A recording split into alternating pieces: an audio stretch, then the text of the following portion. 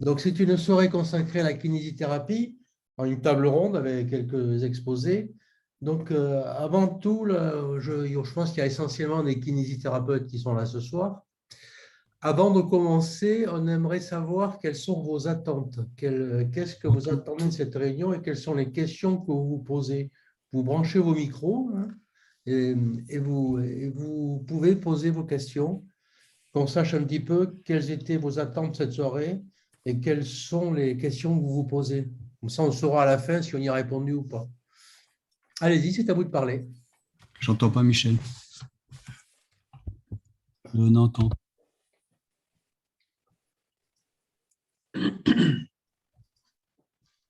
Je Allez-y, m'entends Je peux me parler. lancer, vous vous pouvez m'entendez? parler. Vous entendez si je parle? Oui, très bien. Oui.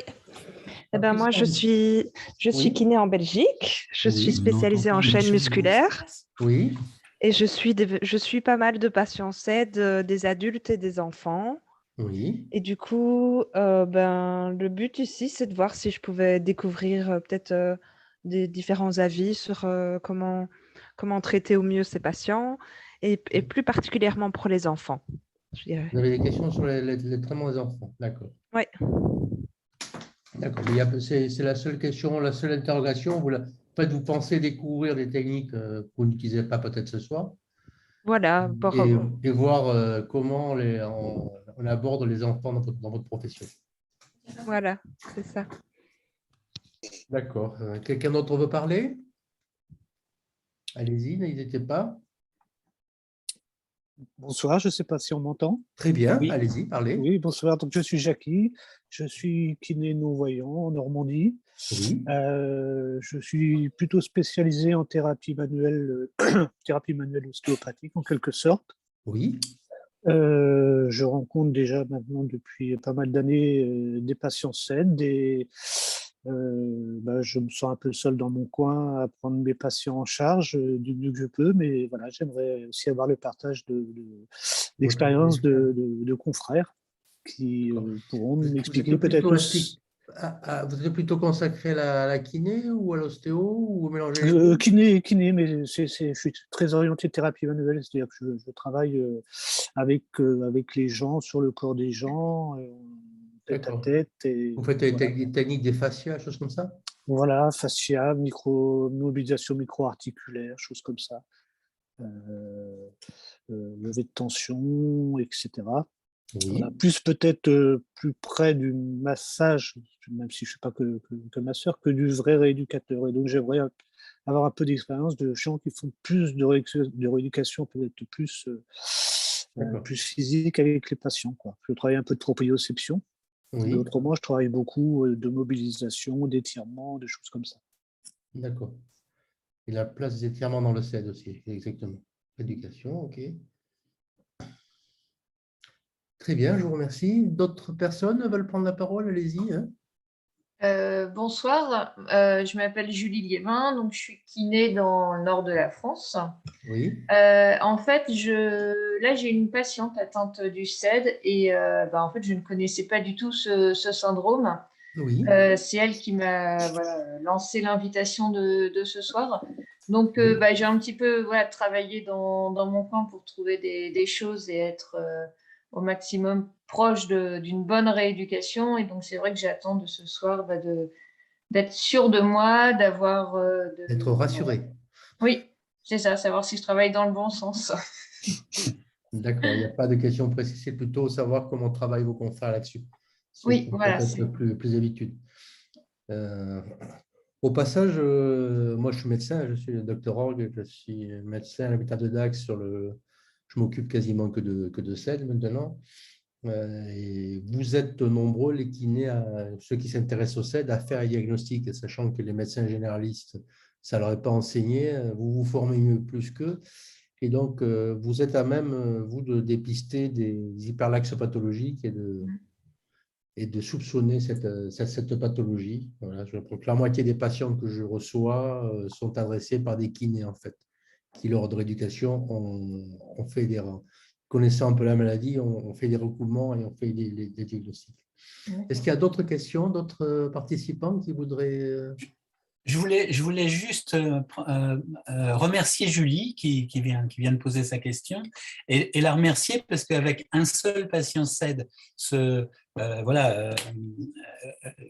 pouvoir vouloir se mettre au courant et être curieuse comme elle l'est, bravo, parce que si tous les soignants, et en particulier les médecins, pouvaient avoir cette même curiosité de voir un patient CED et de se dire tiens, je vais me documenter. Donc bravo Julie, merci. J'espère qu'on va pouvoir répondre à tes questions. D'accord.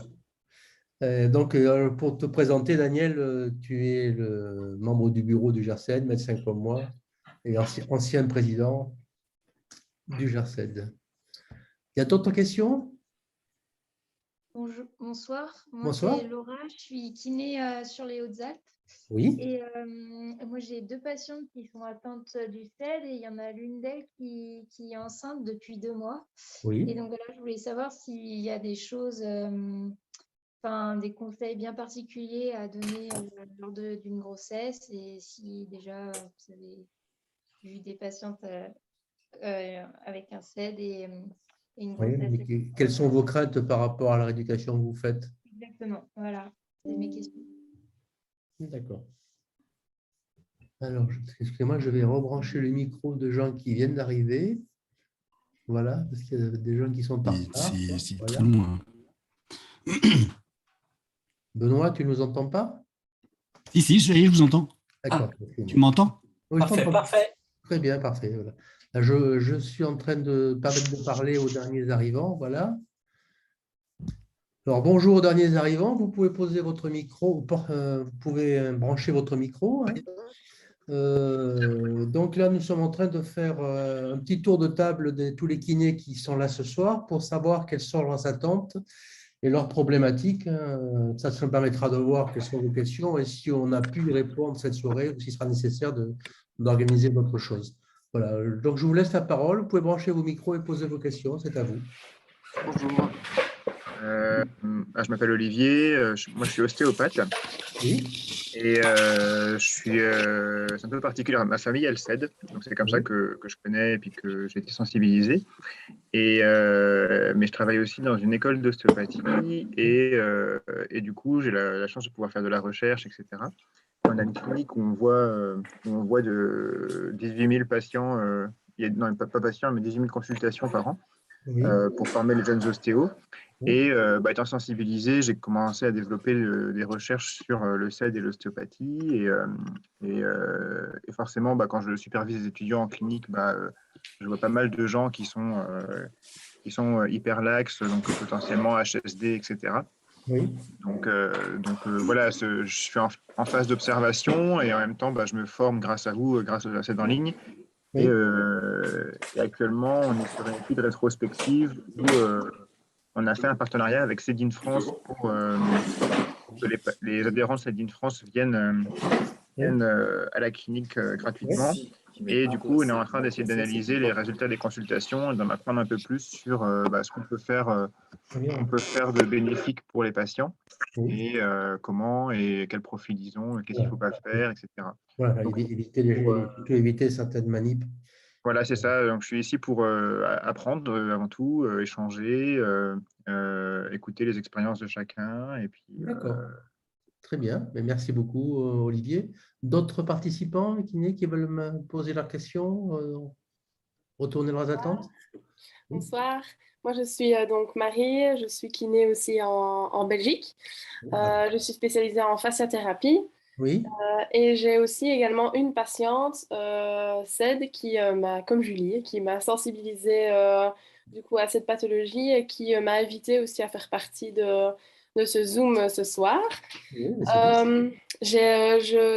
Voilà, je savais pas comment aborder les choses et puis finalement ça se met, il y a une chouette relation avec cette patiente, donc la fasciathérapie, j'ai l'impression lui amène énormément de choses, mais en même temps j'ai l'impression qu'il me manque aussi énormément de choses, voilà. surtout le côté plutôt pas rééducation, renforcement, je sais pas comment le dire, mais voilà, je sens que dans notre traitement, il y a besoin d'évolution.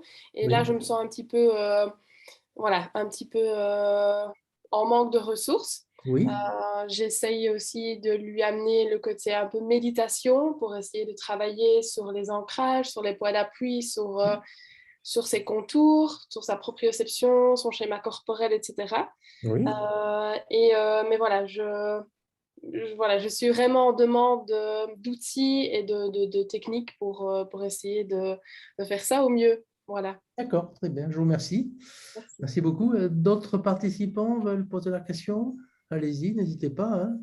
Alors, moi, je ne suis pas kiné, Oui, je suis orthoptiste. oui, J'ai beaucoup de patients CED. oui. Et alors, je ne savais pas que c'était uniquement réservé aux kinés ce Non, soir, mais c'est pas réservé qu'au kiné, si vous voulez, mais c'était plutôt orienté kiné, quoi. voilà, c'est kiné ce Et, soir. Et il y aura une soirée orthoptiste parce que votre travail est très intéressant.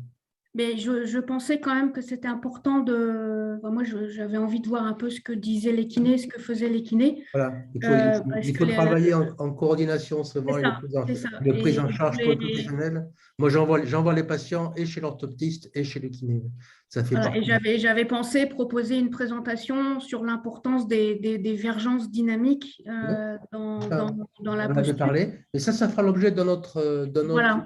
d'une autre soirée, l'orthopsie. Vous pourrez faire votre Non, non, observation. mais je ne cherche pas à caser ma Ah non, présentation mais à tout prix, si, ça, mais c'est utile que les gens participent. Moi, ça m'intéresse ce que vous faites. Aujourd'hui, voilà, ça moi, ce qui m'intéresse aussi, c'est de voir ce que font les autres, Oui. les kinés que je connais pas, et en lien avec la vision, la fixation et la stabilité ou l'instabilité posturale, justement. Tout à fait, le Et je trouve travail ça sur très intéressant de pouvoir discuter, échanger avec des kinés, parce que dans ma vie quotidienne, ce n'est pas le cas. Donc, je trouve que c'était une opportunité intéressante, quoi. Voilà, travailler sur les capteurs Je visuels. je vais en parler un tout petit peu tout à l'heure de l'orthopsie. D'accord. Dans le cadre de la posturologie. Très bien. D'autres questions de kiné qui voudraient… Est-ce que vous m'entendez? Oui, très bien. Oui, bonjour. Je m'appelle Charline Préto. Je suis thérapeute dans un hôpital en Suisse Oui. qui, pour le moment, ne se penche pas forcément beaucoup sur le sujet. C'est plutôt moi, pour le coup. Oui. Du fait aussi de la famille où il y a pas mal de cas que chez moi. Et je rebondis un petit peu par rapport à ce que disait la collègue orthoptiste, parce que moi, je ne le fais pas, mais j'ai l'impression qu'il y a aussi une part assez importante au niveau vestibulaire. Oui. Et j'ai une collègue qui travaille là-dessus, et je pense qu'il y aurait en effet aussi quelque chose à travailler. Donc, s'il y a des gens qui sont un peu plus spécialisés, ça m'intéresserait aussi un petit peu d'avoir leurs avis. D'accord. Le travail vestibulaire, la proprioception vestibulaire, enfin, les capteurs vestibulaires sont importants dans la proprioception, effectivement. On va en reparler dans le travail. Merci. Merci, je vous en prie. D'autres questions, s'il vous plaît? Les participants, vous branchez votre micro, vous posez votre question. Personne, on a épuisé le stock de questions. Bonjour. Bonjour. Bonjour. Ouais. J'aurais eu une question sur la stimulation transcrânienne que pratique le docteur Parrain, neurologue Armand. Voilà.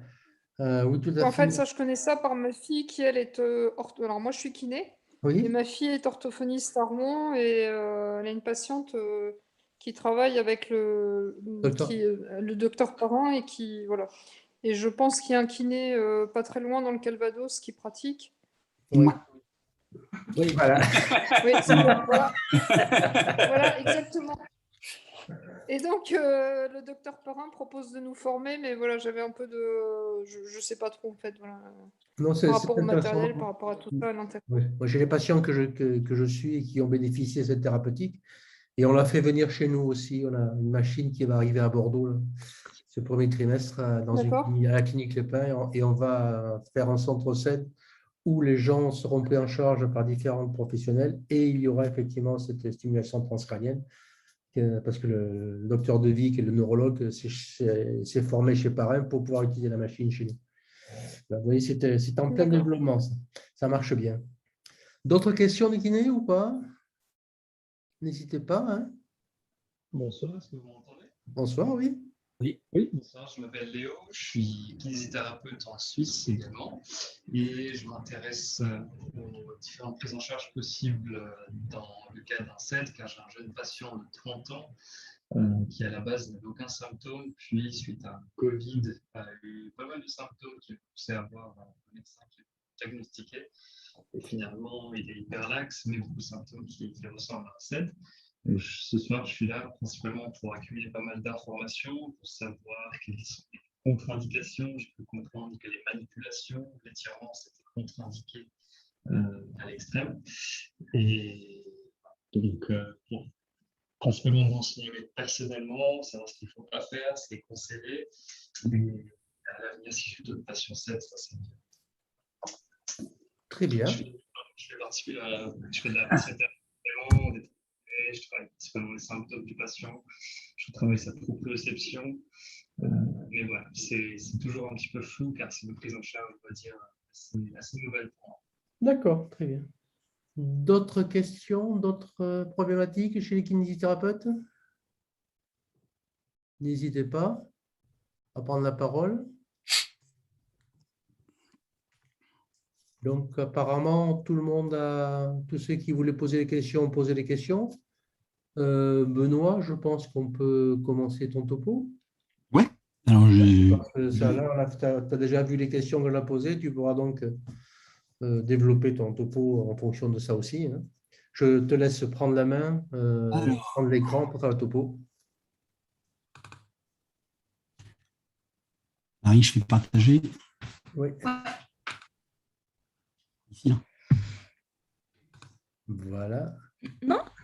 C'est bon, voilà. Tu n'as plus qu'à lancer ton diapo. C'est bon.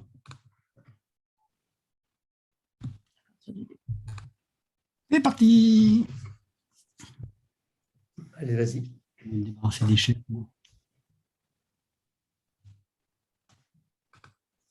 Voilà. Alors, je me présente. Je suis Benoît Bonneté. Je suis master kinésithérapeute en Normandie.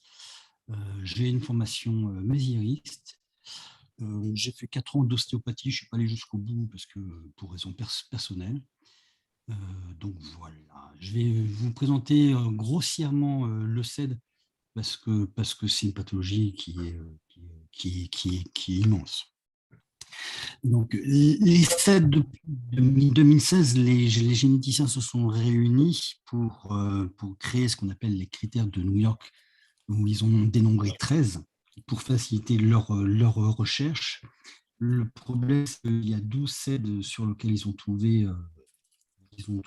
les gènes, sauf un, mais c'est celui qui représente entre 80 et 90% de la population CED. C'est le CED hypermobile.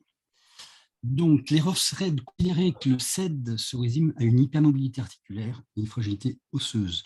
Le problème, c'est que le tissu conjonctif représente plus de 70% de notre organisme et que tous les organes étant organisés autour de ce tissu, il est aisé de comprendre que ce syndrome est multisystémique et d'une très grande variabilité. Ce qu'il faut comprendre, c'est que tous les capteurs somesthésiques, proprioceptifs, cardiaques, viscéraux sont dans le tissu conjonctif. Comme ce tissu conjonctif est de mauvaise qualité, le cerveau reçoit de mauvaises informations. Et recevant de mauvaises informations, il est obligé d'interpréter et souvent il les interprète en les transformant en douleur.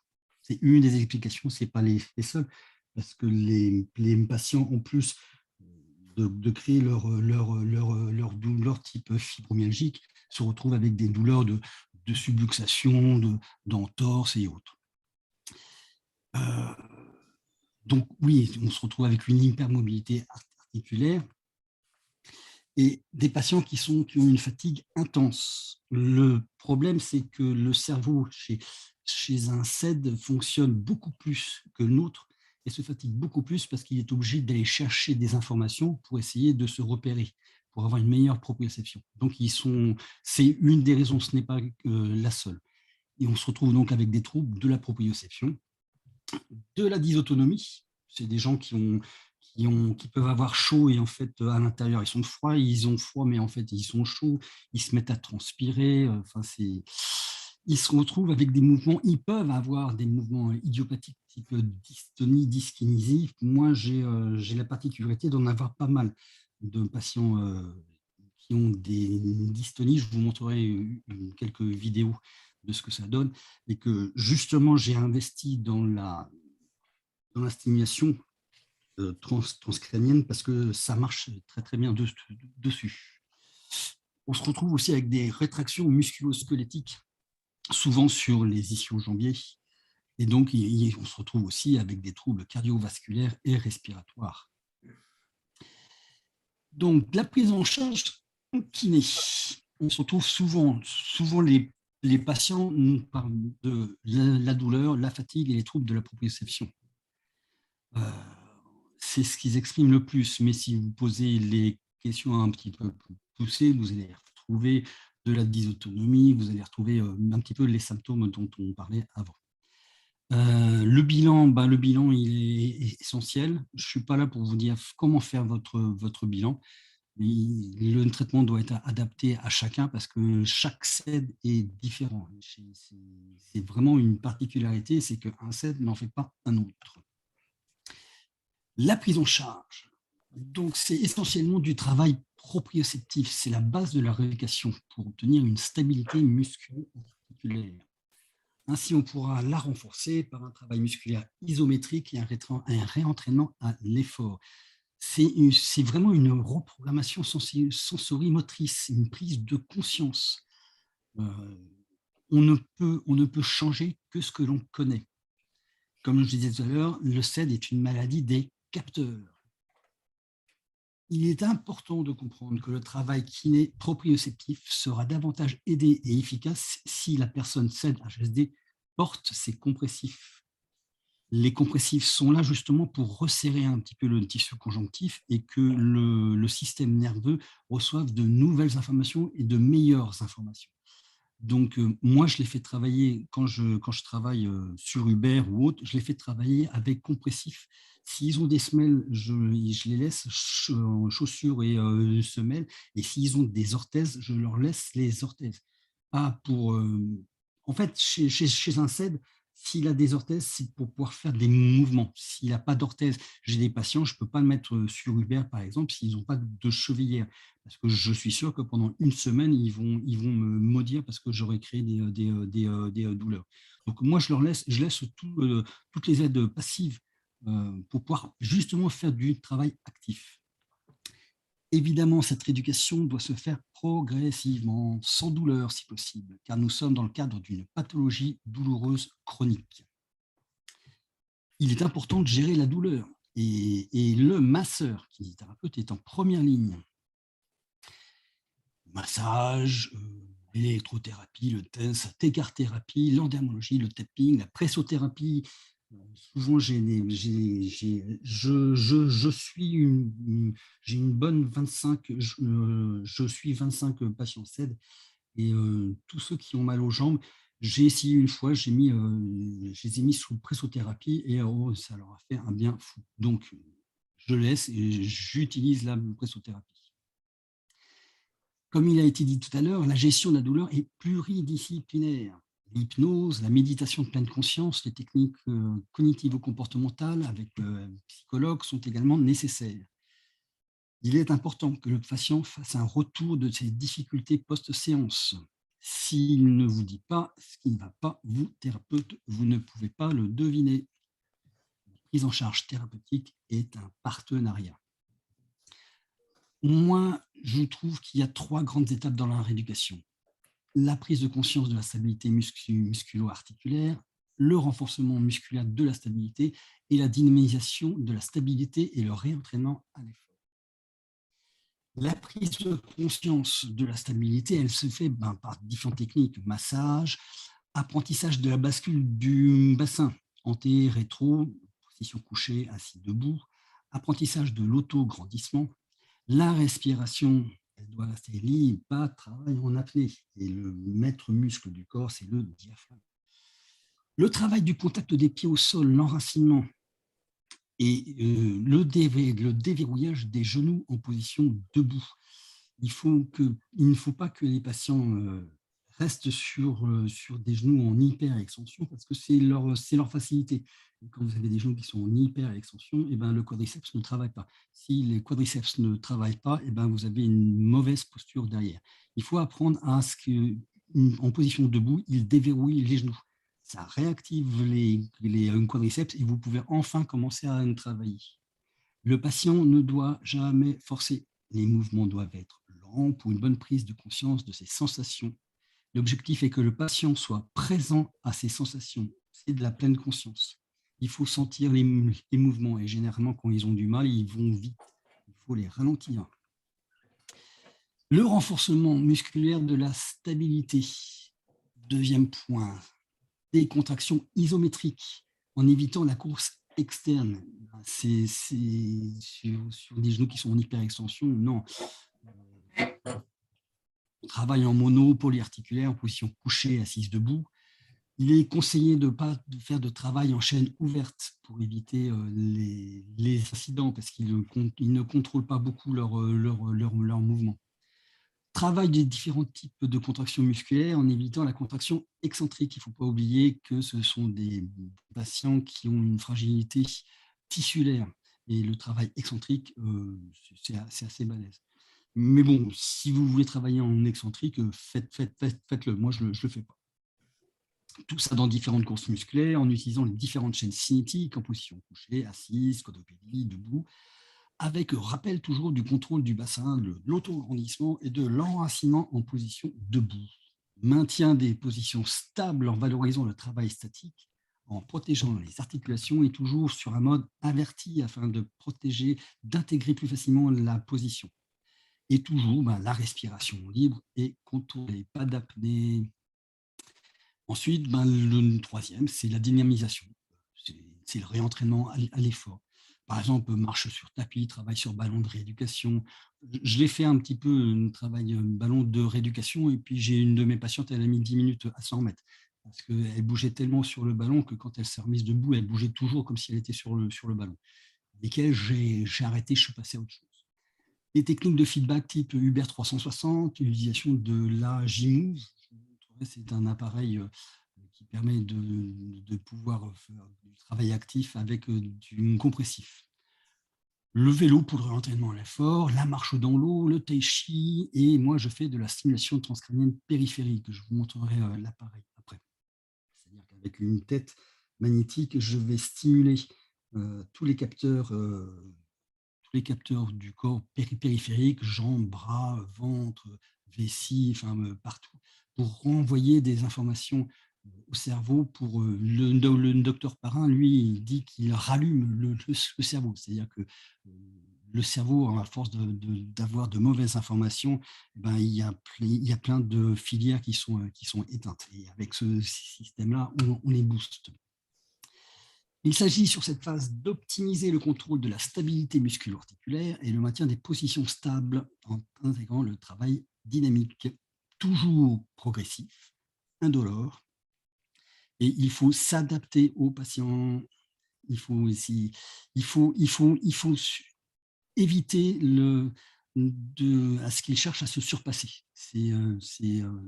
C'est des patients qui veulent absolument s'en sortir et qui peuvent vouloir se surpasser. Le problème, c'est que quand ils se surpassent, ils vont au-delà de leurs limites et on peut mettre 15 jours, 3 semaines, 1 mois à ce qu'ils se remettent d'une crise. Donc, surtout pas de no pain, no gain. Progression, start slow, go slow, et toujours en pleine conscience. Ça, pour la plasticité cérébrale. Ah oui, alors ça, c'est quelques photos justement de travail avec la J-Move sur Hubert. Pardon. Ce sont des vidéos, dit madame. Non, les vidéos, elles sont là. Alors, ça, c'est travail. Un exemple de travail sur Hubert. La patiente est obligée de suivre un petit cercle. Et le plateau, lui, peut ne pas bouger, peut bouger avec ou contre. C'est assez rigolo. Un autre exercice qui fait sur Hubert aussi, voilà, c'est de rester dans le cercle. Alors, ça a l'air d'être simple comme ça, mais en fait, ça travaille énormément. Ça, c'est la stimulation magnétique périphérique. Alors, la périphérique, c'est avec une bobine ronde.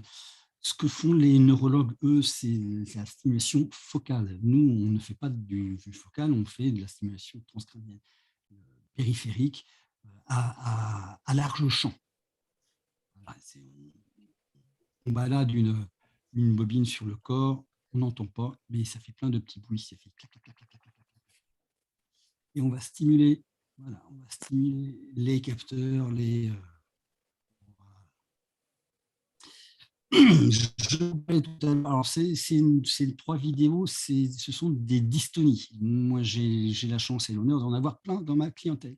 La première fois que ça arrive, ça fait un petit peu tout. Par exemple, là, c'est une patiente là qui, je l'ai fait travailler sur Uber, je l'ai fait un petit peu trop travailler. Ce qui fait que voilà, elle ne peut plus bouger, elle ne sait plus du tout où elle est, elle ne contrôle plus rien, elle ne contrôle plus ses jambes, voilà. J'étais un petit peu fort avec elle. C'est toujours la même. Voilà, c'est sur une autre séance, j'avais essayé de faire moins fort. Voilà, elle a mis une demi-heure à 100 mètres. Je l'ai mise dans une salle, sur un fauteuil de massage, et puis on a attendu que la crise passe. Une autre patiente, alors elle, c'est une vidéo qui est un petit peu choquante. Là, elle me fait une crise de dystonie généralisée. J'étais en train de faire du fascia sur les cervicales, et tout à coup, elle s'est mise en crise dystonique généralisée. Voilà. Ça a duré un quart d'heure. J'étais assez... moi, c'était la première fois que je voyais ça. Donc, je l'ai maintenue sur la table pour qu'elle ne tombe pas, et puis on a attendu que la crise passe. Ces 3 patients là ont été traités avec des antiparkinsoniens à très forte dose, et le docteur Parrain, et donc j'ai investi dans cette machine-là parce que le docteur Parrain et puis moi par la suite, on a réussi à ce qu'il ne fasse plus du tout de crise comme ça, et plus aucun traitement médicamenteux pour ça. Donc oui, la stimulation magnétique transcrânienne, ça fonctionne. Il est essentiel, et ça c'est aussi ça fait partie de notre travail de rééducateur, de leur apprendre à se gérer, à éviter le boom and bust, l'enchaînement de périodes de superactivité, hypoactivité. Ils veulent souvent en faire trop. Comme ça va mieux, ils en font trop, ils se mettent en crise, on perd 15 jours, 3 semaines, ils ont à nouveau mal, hyper fatigués et tout. Donc, ça fait partie de notre job aussi de leur apprendre à se mettre juste en seuil, juste en dessous, qu'ils n'en fassent pas trop. Si un mouvement risque de provoquer une crise douloureuse, il doit rester en deçà de ses possibilités. Mais ça peut prendre des mois et des années. Hein. C'est un apprentissage. Le patient apprend aussi par lui-même. Il faut toujours respecter les possibilités du moment grâce à la répétition de mouvements lents, contrôlés, la prise de conscience du mouvement et ses libertés respiratoires. Et voilà, c'est en y allant doucement qu'on va progresser. Sinon, on les met en crise. Proposez-leur toujours, après la séance, de mobiliser leurs articulations en toute sécurité pour soulager les douleurs, de s'automasser, d'étirer les chaînes musculaires pour lever les muscles endoloris. Alors, évidemment, tout ce que je vous ai présenté là, ce n'est que de la théorie. Il est évident que dans la pratique de tous les jours, viennent s'ajouter à la gestion de la fatigue, des douleurs dues aux subluxations, pseudo-luxation, luxation, pseudo-inflammation, inflammation, pseudo-entorse, mouvement involontaire idiopathique, enfin voilà quoi. On s'adapte à eux et ce n'est pas eux qui vont s'adapter à nous. Moi, ma première patiente CED, je lui ai fait une séance que j'avais trouvée normale, elle est revenue à la deuxième, elle m'a dit plus jamais ça. C'est là où je me suis dit, tiens, qu'est-ce que j'ai fait? Pourtant, j'ai fait comme d'habitude. Donc, j'ai été obligé de faire très attention. Donc, en conclusion, une prise en charge masso-kiné proprioceptive consciente est indispensable pour la personne atteinte du CED-HSD afin d'obtenir une stabilité musculo-articulaire qui permettra une meilleure posture et un meilleur contrôle du mouvement. Elle doit être adaptée, adaptable, progressive, en pleine conscience. Ne pas provoquer de crise et être non douloureuse, même si nous nous trouvons dans le cadre d'une pathologie de douleur chronique. C'est un apprentissage pour le masseur comme pour le patient et un dialogue, un partenariat à établir. Il faut s'adapter à eux, il faut absolument faire attention à eux. Il doit apprendre aux patients à se gérer l'effort, gérer les douleurs. Une pathologie qui met tous les professionnels de santé aux limites de leurs connaissances et de croyances. Soyez indulgents avec les patients et avec vous également. Merci. Merci beaucoup, Benoît, pour cet exposé qui est très, très, très clair. Hein. Comme tu as insisté, effectivement, chaque patient SED est particulier. Hein. C'est-à-dire qu'il n'y en a pas un qui ressemble à l'autre, effectivement. Il y a des choses en commun, mais il y aura aussi pas mal de sur-mesure, comme tu l'as souligné. Je suis content que tu soulignes aussi le fait qu'il y ait une nécessité de no pain, no gain, parce qu'effectivement, moi, j'ai eu pas mal de soucis depuis 7 ans que GSS là-dessus, avec les kinés qui m'ont cassé des patients avec nous. Et ils les ont cassés pour plusieurs mois, même en centre d'éducation spécialisé en SED, chez des kinés qui les faisaient forcer, qui les ont cassés, et 6 mois de douleur, 6 mois de galère. Hein. Voilà, effectivement, c'est important de respecter la douleur et d'y aller modérément. Il faut faire de l'actif, mais il faut savoir faire aussi du passif. Il y a des périodes où on peut les faire travailler. Il y a d'autres périodes, il faut faire attention à eux et puis faire du passif, quoi. Il faut masser, il faut reprendre le travail de base couché. Enfin, voilà. Il faut s'adapter. J'ai une question à te poser parce que je prescris souvent moi, de la kiné en piscine. Par principe, dans l'eau, effectivement, l'eau appuie sur la peau, remet en marche les capteurs qui tenaient profond, ils se sentent mieux, ils sont plus localisés. Ils se sentent plus localisés, donc ils sont plus soulagés à travailler dans l'eau. Je ne sais pas quelle est ton expérience là-dessus. Moi, je les envoie à la piscine parce que je n'ai pas de piscine dans mon cabinet. J'ai plein d'autres appareils. J'en dis de faire de l'aquagym tranquille, hein, quand il n'y a pas de gym. Voilà, mais c'est vrai que le travail en balnéo peut être intéressant également dans le cadre de la rééducation proprioceptive, à mon avis. Je ne sais pas ce que tu en penses, Daniel Grossin. Ah oui, tout à fait. Après, il faut faire attention parce que ça fatigue énormément. Donc, c'est très bien, mais on ne peut pas envoyer tout le monde. Moi, je sais que sur les 25 patients que j'ai, si j'envoie tous, je vais en avoir 20 qui vont me revenir KO. D'accord, c'est toujours le problème. Daniel, tu as un commentaire dans ta pratique? Non, je pensais aussi est-ce que la rééducation en balnéo est-ce qu'elle ne fait pas travailler les capteurs d'une façon différente et justement est-ce que c'est un bien ou est-ce que c'est pas un bien, voilà. C'est une expérience à tenter, hein. Oui, voilà. Ça peut convenir à certains et puis d'autres, ça va les faire exploser. Moi, ma patiente qui a explosé sur un ballon de rééducation, je vais pas lui faire de la rééducation de piscine. D'accord. De manière générale, la piscine, ils se sentent bien dans l'eau. L'eau chaude leur convient parfaitement. Ils se sentent mieux, ils perçoivent mieux leur corps. Il y a un travail proceptif inerte par le biais de l'eau qui appuie sur leur peau qui les améliore.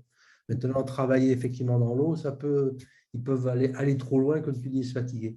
Est-ce qu'il y a des questions des confrères kinés par rapport au topo là? C'est à vous de parler, vous branchez vos micros et vous posez vos questions à Benoît. Allez-y. Alors, moi j'ai une question. Ce qui est beaucoup revenu, c'est la pleine conscience, ce que je trouve très intéressant. Mais du coup, est-ce que vous faites une séance vraiment où vous ne faites que ça, où vous mettez vraiment une séance de pleine conscience, où vous concentrez la séance là-dessus, ou vous introduisez, après une séance, par exemple, d'exercice de proprioception, vous introduisez un petit fragment de pleine conscience, ou vous mixez, ou voilà. C'est par petite dose et je mixe. D'accord, ok, super. Je fais mon blougi-boulga. D'accord. Okay. Est-ce qu'il y a d'autres kinés qui utilisent la pleine conscience dans leur pratique dans le groupe de ce soir? Moi, oui, j'utilise aussi la pleine conscience, mais je fais attention aussi parce que la pleine conscience, ça peut parfois justement mettre en évidence les sensations douloureuses et ça peut être aussi très mal vécu pour les personnes qui sont en douleur, parce que ça peut réveiller aussi des douleurs. Donc j'y vais aussi progressivement si j'utilise de la pleine conscience. Et je l'utilise par différents moyens. Moi, j'aime bien dans des séances, si je veux travailler la pleine conscience, utiliser des bols tibétains avec lesquels on va travailler sur le son et les vibrations faire vibrer le bol sur le corps à différentes zones pour reprendre conscience un peu du corps et avoir toute son attention aussi sur une chose précise. Mais c'est vrai que, par exemple, un body scan, c'est quelque chose qui peut être très, très, très difficile à vivre pour quelqu'un qui est en pleine douleur. D'accord. D'accord. N'hésitez pas à prendre la parole. Hein. Allez-y pour poser vos questions ou faire des remarques. Moi, je veux bien réagir à ça en tant que patiente et pas en tant que professionnelle, là. J'ai fait un cycle complet de méditation de pleine conscience et c'est exactement ce que vient de dire Priscilla. Pour moi, ça a été extrêmement dur de sentir toutes les douleurs et les body scans, c'était atroce, quoi. J'avais l'impression que pendant une demi-heure, on me demandait de me concentrer sur la douleur. D'accord. Donc effectivement, je trouve que c'est à double tranchant, effectivement, de faire les exercices de kiné en conscience, ça permet quand même d'avoir une meilleure conscience de son corps, etc., et des exercices, mais en même temps, être concentré sur la douleur, c'est pas simple non plus. D'accord. Très bien. D'autres questions de kiné? En général, tu les vois à quelle fréquence, les patients, par semaine? En fonction des douleurs, en fonction de la fatigue, en fonction de… En fonction de douleur, j'ai des patients qui viennent que pour la stimulation magnétique. Et j'en ai une, j'ai fait 4 séances par semaine, d'autres, c'est 2 séances par semaine. Généralement, c'est 1 ou 2 séances par semaine. Et après, c'est en fonction de s'ils vont bien, s'ils vont mal.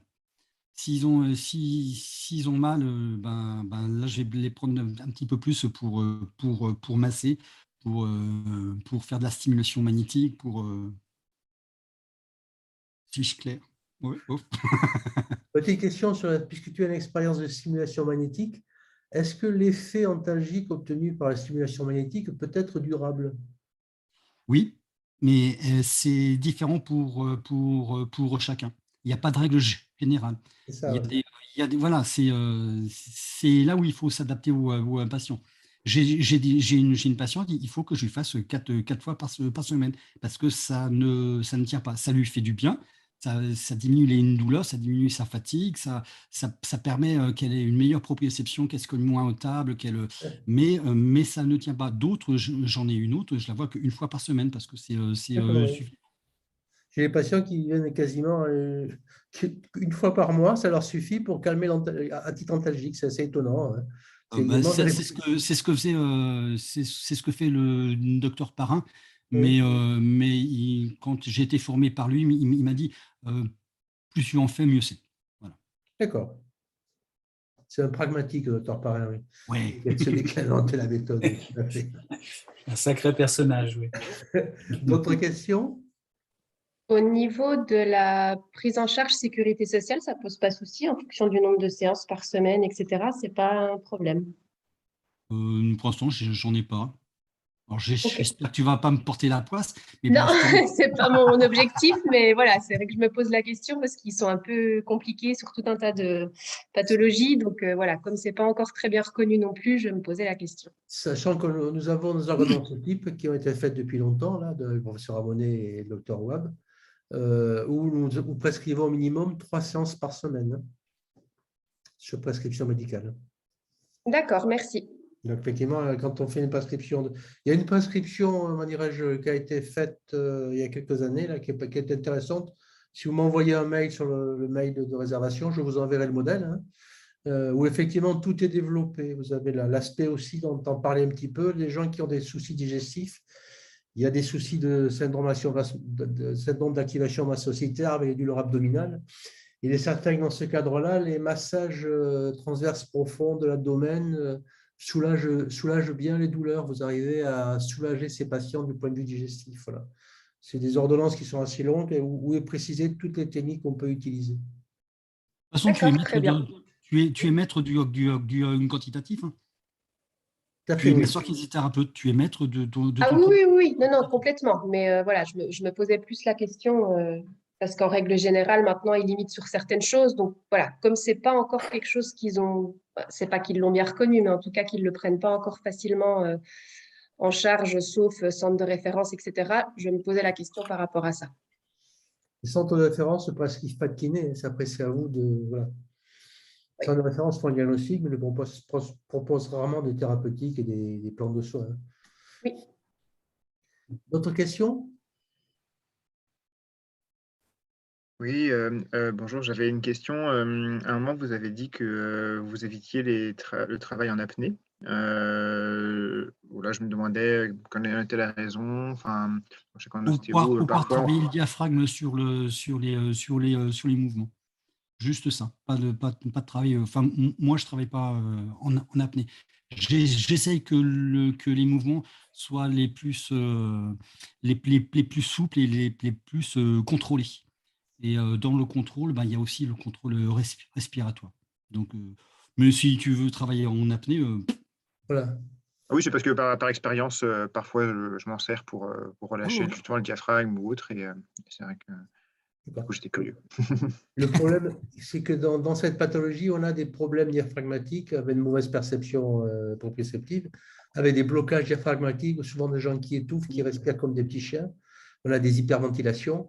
Et donc, effectivement, du fait qu'il y a ces blocages diaphragmatiques qui existent et qui les handicapent, voilà, moi, je ne suis pas kiné, je suis que médecin, donc je ne sais pas les techniques que vous utilisez, mais certain qu'il y a des difficultés dans les mouvements diaphragmatiques chez ces patients-là.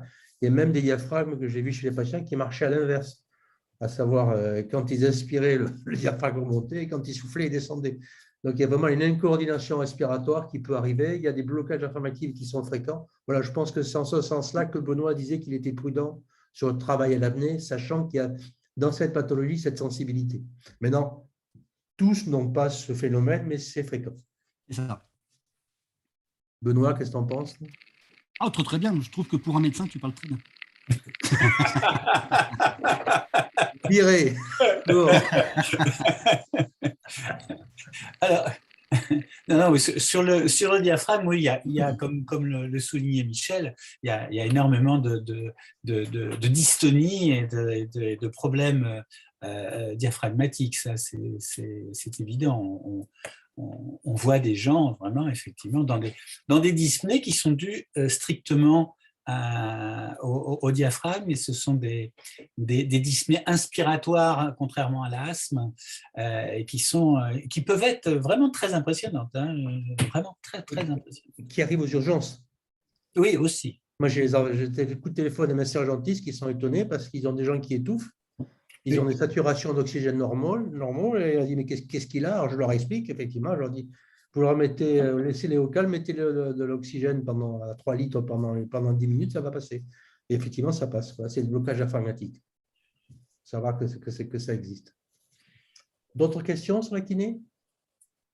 Moi, j'ai une question. Alors, je sais pas, je suis arrivée un peu en retard, mais du coup, j'espère que je ne vais pas faire répéter des choses déjà dites. C'est par rapport à tout ce qui est technique particulière, Mézières, Busquet, etc. Je ne sais pas si vous en aviez déjà parlé. Est-ce qu'il y a des indications plus particulières certaines? Qu'est-ce que tu veux savoir? En fait, justement, si dans le CED, il y a des techniques qui vont plus marcher que d'autres, parce que c'est vrai que souvent, dans les kinés qu'on connaît, à qui adresser, chacun a sa propre formation, sa propre technique, et franchement, moi, je ne sais pas du tout à qui adresser plutôt un patient CED plutôt qu'un autre, quoi, en kiné. Un patient qui… Notamment à côté de chez moi, j'ai un kiné qui fait du Mézières, un kiné qui fait du Busquet, un kiné qui fait purement du massage, et c'est illusoire de penser que je vais les adresser les uns après les autres, étant donné qu'ils n'ont déjà pas de place. Il ne faut pas dire de bêtises. Je pense que les mésiéristes travaillent aussi la proprioception et surtout la posturologie. Ah oui, tout à fait. Moi, je suis mésiériste, mais je ne fais pas du tout de séance classique mésiériste avec mes patients CED, parce que je vais les faire exploser. Donc, je suis obligé de m'adapter, je suis obligé de travailler pour le proprioceptif, plus dans l'apprentissage du placement du bassin, le placement de tête, dans les sensations que sur une séance type où le patient est au sol et je ne tire pas trop sur leur chaîne musculaire. Mais j'ai une clientèle un petit peu spéciale. Je crois que j'ai récupéré tous les patients SED bien cognés du coin. Ouais, je m'amuse avec C'est un peu pour ça quand même que je pose cette question, surtout sur Mézières-et-Busquet, parce qu'effectivement, enfin, moi je suis une pauvre médecin qui n'y connaît pas grand-chose en kiné, hein. Mais pour moi, c'est vraiment deux méthodes qui travaillent beaucoup sur la posture, et c'est pour ça que c'est vers ces deux types dont je parle plus tôt. Mais est-ce qu'en fait, quand même, c'est adapté? Est-ce qu'on peut utiliser ce genre de technique ou pas du tout? Ou finalement, ça ne sert à rien d'envoyer chez des kinés qui font ça, quoi. Mais de toute façon, c'est le thérapeute qui va dire, hein. C'est lui qui va faire son bilan. Ouais, enfin, là, tu es illusoire parce que tu connais les SED, mais la plupart des kinés n'ont jamais entendu parler de ça. Et, oui, voilà. Mais c'est ça.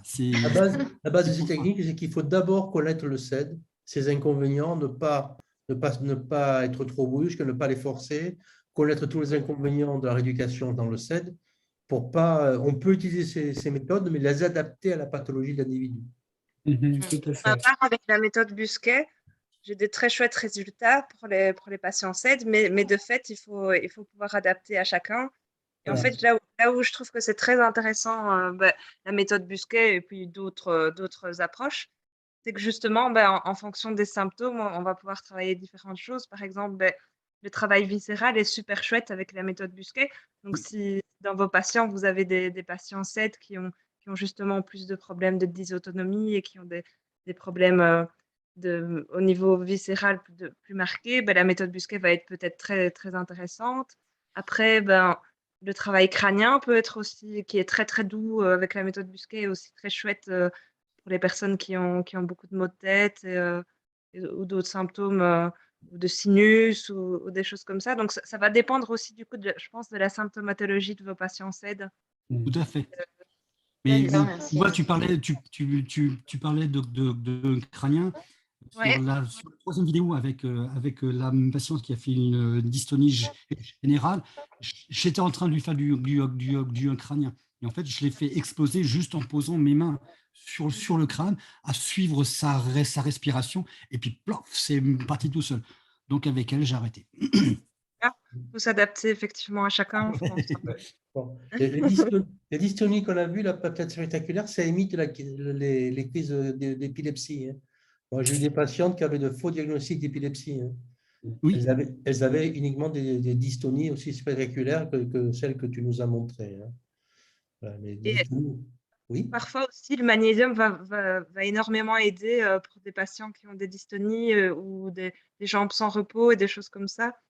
La prise de magnésium, des fois, va permettre tout simplement déjà d'apporter il y a des troubles digestifs, donc il n'y a pas que le magnésium. Il manque, c'est des gens qui n'ont pas le précurseur à dopamine. Donc, c'est ce que je disais, c'est qu'ils avaient des traitements parkinsoniens parce qu'il manquait de dopamine, en mauvaise absorption du L-tryptophane, du L-tyrosine, et donc effectivement, déficit en dopamine, déficit en sérotonine. On retrouve des déficits de magnésium aussi, on retrouve des déficits d'origine digestive par malabsorption, parce qu'il y a souvent des hyperperméabilités intestinales. Donc, effectivement, on va retrouver ce genre de phénomène.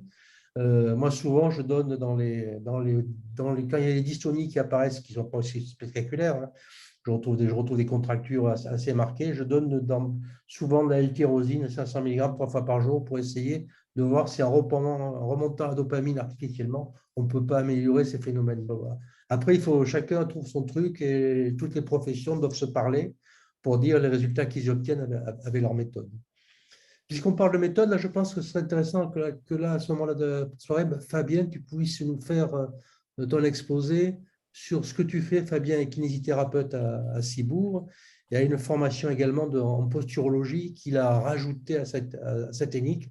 Alors, Fabien, tu pourrais nous expliquer, si tu prends la main, ce que peut apporter l'aspect posturaux par rapport à ce que nous a dit Benoît. Alors,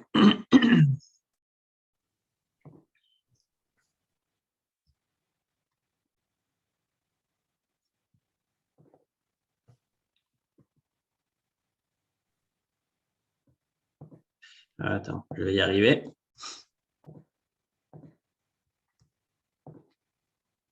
C'est bon? Oui, c'est bon. On est bon? Allez, super.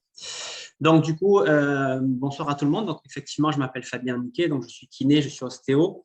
est formé au CIES en posturologie avec le docteur Bricot. Et donc, je vais essayer de vous parler un tout petit peu de posturo, justement en lien avec le SED. Donc, comme l'a dit Benoît tout à l'heure, les patients SED ou HSD ont de gros troubles proprioceptifs. Et ça sera donc important de s'occuper un petit peu de leur posture, d'essayer de mettre en évidence des asymétries et d'essayer de trouver la cause de ces asymétries pour essayer du coup de rééquilibrer un petit peu le corps pour que du coup les contraintes soient mieux réparties, le patient soit moins fatigué et que les capteurs du coup proprioceptifs puissent travailler de façon un petit peu plus efficace, efficiente. Donc, je vais vous faire un petit rappel donc, de la posturo. Donc, c'est une méthode pluridisciplinaire donc, qui étudie les mécanismes biomécaniques et neurophysiques qui régulent les grands aplombs de l'être humain. Donc, comme l'a dit Benoît, donc, on insiste sur pluridisciplinaire parce que donc, en posturo, seul, on ne pourra pas faire grand-chose. On aura besoin d'orthoptistes, d'ophtalmo, de kiné, d'ostéo, de dentistes, de plein de professions paramédicales et médicales et médecins, bien sûr, pour essayer d'améliorer le patient. Donc, la pathologie posturale est un déséquilibre de ces grands aplombs qui génère un excès de contraintes responsable de pathologies musculaires, articulaires et d'une modification du schéma moteur et donc de la proprioception. C'est ce qui nous intéressera essentiellement dans le SED.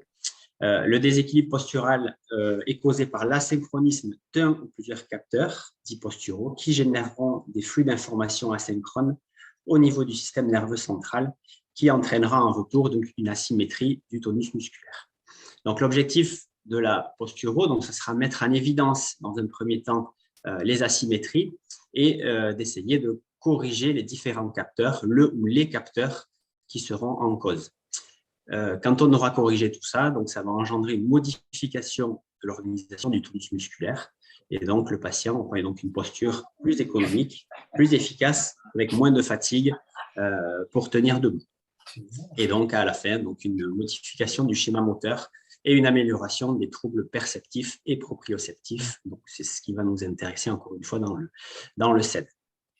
Donc un tout petit rappel, donc on va essayer de rechercher dans un premier temps les asymétries dans les trois plans de l'espace. Dans le premier plan, donc le plan sagittal, dans l'image de droite, on imagine un fil à plomb au niveau du fil rouge qui doit passer au niveau du sacrum, milieu du rachis dorsal.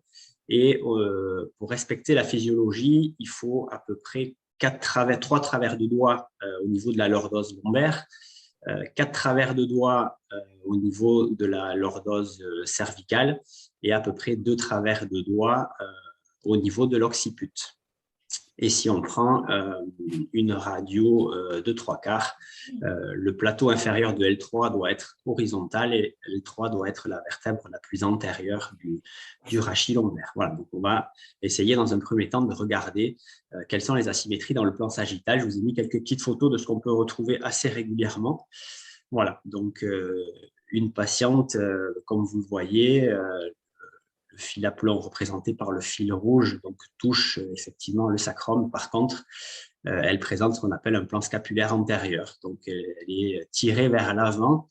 Donc, elle est toujours en recherche de sa position d'équilibre. Et pour éviter forcément de tomber vers l'avant, elle va être obligée de travailler toute sa partie postérieure, donc un plan postérieur qui va forcément être en tension permanente. Donc, quand on voit ça, il faudra essayer de chercher et de trouver pourquoi cette patiente est dans cette posture pour essayer de l'améliorer. Ensuite, la même chose sur une jeune fille de 9 ans. Voilà, pareil, vous voyez une hyperlordose lombaire catastrophique. Surtout à cet âge-là, donc important d'essayer de trouver une solution. Et ensuite, les 2 dernières diapos, ce sont 2 patientes SED. Donc là, on le voit, voilà, ce qu'on trouve assez régulièrement, donc un respect à peu près au niveau sacrum et rachis dorsal. Par contre, une projection de la tête très importante vers l'avant avec un enroulement des épaules. Donc ça, c'est assez significatif dans les SED. Et cette jeune femme, pareil, avec un plan scapulaire antérieur et une hyperlordose, bien évidemment, très importante. Voilà. Ensuite, on va essayer de regarder dans le plan frontal. Donc là, c'est assez facile. La partie, Fabien, 5 secondes, c'est Pardon? Fabien, tu as utilisé un logiciel gratuit qui te permet de faire ça. Hein. Voilà, c'est un logiciel gratuit sur. Moi, j'ai Android qui s'appelle ACPP Core, donc les initiales ACPP et plus loin Core, C-O-R-E. Et donc, vous avez possibilité de prendre les photos et donc vous avez le quadrillage qui s'insère et donc vous pouvez régler voilà, ce que vous voulez. C'est assez parlant pour le praticien et pour le patient parce qu'il n'a pas souvent la notion de, et encore plus dans les patients SED qui ne savent pas trop où situer leur corps. Voilà, moi, je travaille beaucoup avec. Donc ensuite, dans le plan frontal, on va regarder les asymétries, donc les bascules de la ceinture et scapulaire et pelvienne. Donc pareil, une patiente, voilà, on voit une bascule très importante de l'épaule droite, même si je n'ai pas très bien centré, la ligne rouge n'est pas trop sur les épineuses, mais on voit bien quand même la bascule à droite. Et ensuite, on va chercher, on va regarder, on va essayer de trouver les asymétries dans le plan horizontal. Donc là, je n'ai pas de photo parce que c'est beaucoup plus difficile à mettre en évidence. Mais là, on va rechercher les rotations des ceintures, donc ceinture pareil, scapulaire et ceinture pelvienne quand il y en a, et ça arrive souvent. C'est quand même assez clair. Voilà. Donc, d'essayer de mettre en évidence des asymétries. Ça, c'est la première chose. Et ensuite, essayer de trouver pourquoi le patient est dans cette posture-là et pour essayer de le corriger. Voilà. Et donc, on va rechercher, c'est Nathalie, je crois, qui est orthoptiste, donc j'espère que je ne vais pas dire de conneries. Elle va me reprendre s'il faut. Donc, un des capteurs les plus importants donc, dans la posturo, c'est le capteur oculaire. Donc, c'est vrai qu'on n'est pas peu formé en kiné là-dessus. Et pour autant, c'est quand même très important de regarder un petit peu comment le patient va regarder. Et on a plusieurs tests, dont 2 que je vais parler tout de suite pour mettre en évidence donc, des problématiques. Donc, la première chose à regarder, c'est au repos, comment les patients vont regarder. Donc, on va chercher des troubles de parallélisme des axes visuels. Donc, on va chercher ce qu'on appelle des phories. Donc, voilà, un petit exemple. Donc, le petit garçon en haut a l'image du haut. Donc, son œil gauche, donc à la droite de votre écran, il va avoir une ésotropie et une hypertrophie, c'est-à-dire que son œil regarde trop au repos vers l'intérieur, donc ésotropie, et vers le haut. Alors que dans la photo du dessous, ce petit garçon, donc son œil droit, donc à gauche de la photo, va avoir une exotropie, donc va avoir l'œil qui regarde vers l'extérieur au repos. Ça, c'est la première chose au repos. Et ensuite, on va avoir 2 tests pour mettre en évidence des problèmes de convergence. Donc, sur la diapo de gauche, donc on voit une bonne convergence. Donc, le but, ce sera d'essayer de rapprocher le plus possible la pointe d'un stylo de la racine du nez et de voir comment se comportent les yeux. Donc, l'objectif, ce sera que les 2 yeux convergent de la même façon. Donc, à gauche, c'est très bien. Comme vous le voyez à droite, l'œil gauche de la jeune femme converge très bien, alors que l'œil gauche ne converge quasiment pas. Donc, ça sera problématique. Ensuite, je vous ai mis une petite vidéo d'une de mes patientes et je vais demander l'avis de Nathalie, du coup, vu qu'elle est là. Donc, vous allez regarder son œil droit, donc à gauche de la vidéo. Donc, le but, ce sera de rapprocher le stylo. Hop, on y va.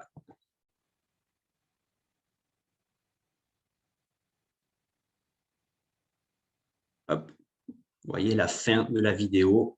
Donc, elle a l'œil droit qui, au lieu de converger, diverge complètement. Donc ça, c'est quand même pas très, très souvent qu'on le voit. Ça, du coup, c'est direct chez l'orthoptiste, l'ophtalmo, puis l'orthoptiste. Je ne sais même pas si elle pourra faire quelque chose. Mais voilà, parce que ça va pouvoir engendrer de gros problèmes au niveau de la posturo.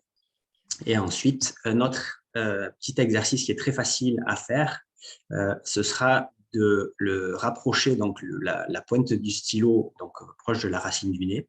Et le plus rapidement possible, la patiente va devoir regarder la pointe du stylo. Et on va regarder pareil la convergence au niveau des yeux. Donc, vous allez voir que son œil gauche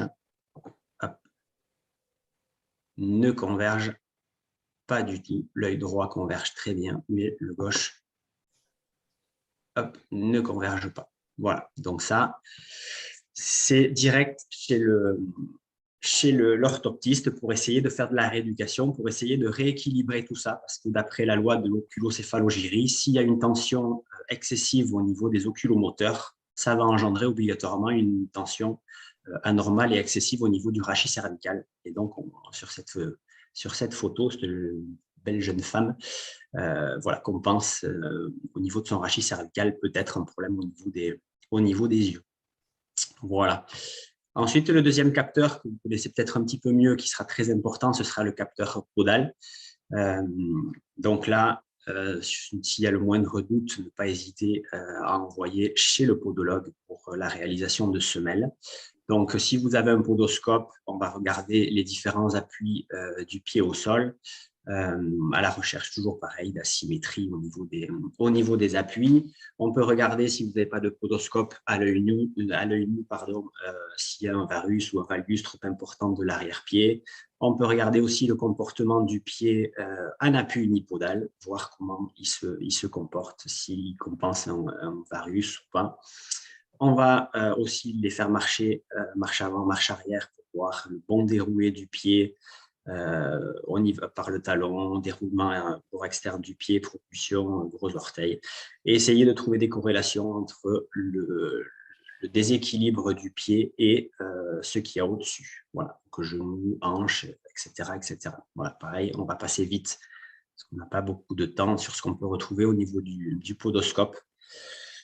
Donc, à gauche, de gros pieds valgus, notamment à droite, très, très important.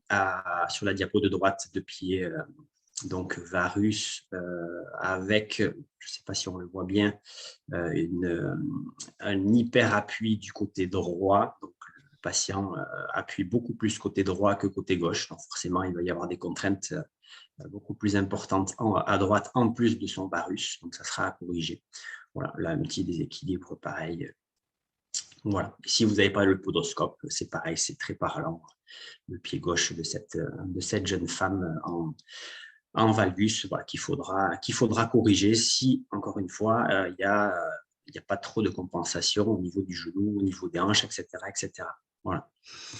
Ensuite, un autre capteur assez important, pareil, on va passer assez rapidement, c'est le capteur manducateur, qui peut avoir aussi un lien, qui peut être un lien très important aussi avec la posture.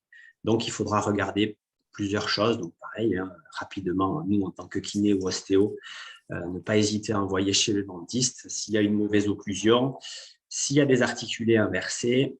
Là, on est un peu plus formé dessus sur les ATM pour voir s'il y a une bonne ouverture ou une bonne fermeture au niveau de la bouche. S'il y a des dents manquantes, ça peut aussi avoir un gros impact au niveau de la posture. Et la dernière chose aussi importante, j'ai marqué les matériaux en bouche, mais surtout le clenching. Donc, le clenching, ce sont les personnes qui serrent des dents. Donc, que ce soit la nuit ou le jour. Donc, c'est en lien souvent avec le stress. Donc, ce sont des gens qui ont tendance à serrer du coup les mâchoires, qui peuvent même user les dents. Et le problème, c'est que souvent, ces gens-là ont, du fait de ce serrage, une projection de la tête vers l'avant avec un plan scapulaire antérieur. Donc, si on n'arrive pas à résoudre ce clenching, forcément, les gens vont rester dans leur posture de plan scapulaire antérieur. Donc, ça sera à regarder et à envoyer chez le dentiste pour faire une gouttière ou autre. Voilà, un petit exemple du coup d'un décalage entre les incisives supérieures et inférieures. Donc là, forcément, ça va avoir une répercussion au niveau des ATM. Donc ça, c'est direct chez le dentiste. Ensuite, autre chose sur auquel il faut penser, ce sont les cicatrices. Et donc c'est pareil, c'est un lien avec le CED, le problème de cicatrisation du tissu conjonctif. Les cicatrices pathologiques, donc kéloïdes, peuvent avoir un impact très important sur la posture. En fonction de la localisation de la cicatrice, si elle est antérieure ou postérieure, on va avoir une posture différente, voilà, qui peut être pathologique. Donc, quand on est face à une cicatrice kéloïde ou adhérente, voilà, ne pas hésiter à la masser, à mettre des huiles essentielles, faire du LPG ou dans certains cas, il y a certains médecins qui peuvent faire des petites injections de corticoïdes pour améliorer un petit peu la cicatrice et voir s'il y a une amélioration au niveau de la posture. Pareil, il faut quand même y penser et les regarder. Ça arrive assez souvent chez les SED. Ensuite, les lésions ostéopathiques, donc on peut aussi traiter en thérapie manuelle, donc, qui ont souvent un lien aussi avec la posture. Donc, regardez s'il n'y a pas des déficits de mobilité à ces endroits-là. Donc, C7D1, première côte, tête du péroné, pubis, coccyx. En général, on va rechercher des lésions à ces endroits-là qui peuvent voilà, avoir des modifications au niveau du rachis cervical ou lombaire, pelvien, etc. Et dernière chose, ce sont les réflexes archaïques. Donc, il y a plusieurs réflexes. Donc, je ne sais pas si certainement certains d'entre vous en ont entendu parler. Donc, on en parle de plus en plus. Donc, ce sont des réflexes innés qui se développent dans les premières semaines de vie, donc in utero, dans les premières semaines de vie et de vraie vie, et qui, normalement, pour la plupart d'entre eux, doivent disparaître au fur et à mesure du développement de l'enfant, sauf que dans certains cas, ces réflexes, ils peuvent rester actifs, donc engendrer des problématiques au niveau de la posture. Donc, c'est important aussi d'être capable de les mettre en évidence, et s'il y en a qui restent hyperactifs, de les corriger par des exercices. Donc, il y a le Babinski, le plantaire, le Moro, voilà, il y en a plusieurs. Je vous ai fait une petite vidéo. Donc, c'est le RTAC. Donc, c'est mon prof de posturo qui a fait cette vidéo-là que je vais vous mettre. Mince. Voilà. Voilà. Donc, le but de cet exercice, c'est le réflexe tonique asymétrique du cou. Voilà. C'est le patient ne fait rien, les bras sont relâchés et le praticien est derrière, va tourner la tête de façon passive. Et le patient ne doit rien faire.